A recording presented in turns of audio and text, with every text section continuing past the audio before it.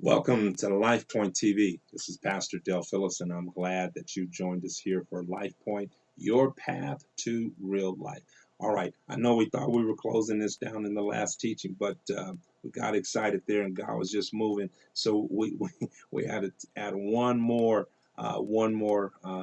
series of one more teaching to this series. Go back to Colossians chapter 2. Colossians chapter 2. I want you to find uh, verse verse 11. Just gonna briefly review, bring us back up to speed. What we learned in verse 10 and verse 11 is important in regards to how we are being made or formed complete in Him. And in that completeness, God, in verse 11, it talks about the circumcision, the process of circumcision, which is the cutting away of in the natural, the cutting away of the physical flesh. In the spirit is cutting away or discarding the things that hinder the flesh. So the act of circumcision is cutting away that which is not needed so it can reveal that which is necessary. Spiritually, God carving away those things are areas in our life that are not needed so that what is needed, His embedded purpose and plan in our life, can be revealed. As we were closing, I was sharing with you, I believe there are those who are watching that have an embedded purpose, that have a true core purpose. And for some of you, you don't know what it is because you won't trust what you have received from God, won't trust that what's in you is what God wants to do with you. That's a word for somebody. What's in you is what God wants to do with you. We spend so much time trying to apprehend something from the outside, trying to attach ourselves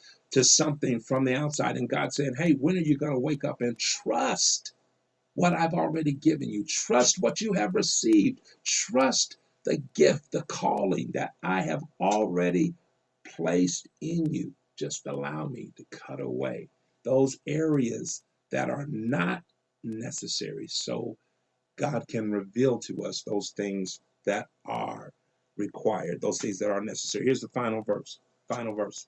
Uh, Verse 12, buried with him in baptism, wherein also ye are risen with him through the faith of the operation of God, who has raised him from the dead. Our entire teaching is largely based on the fact that God is able to resurrect life in us, to restore life in us. We in our one of our previous teachings, we talked about the dramatic uh, um, uh, miracles that took place in the life and ministry of Jesus, where He brought life out of death, brought back people from the edges, from the portals of death, back into real life.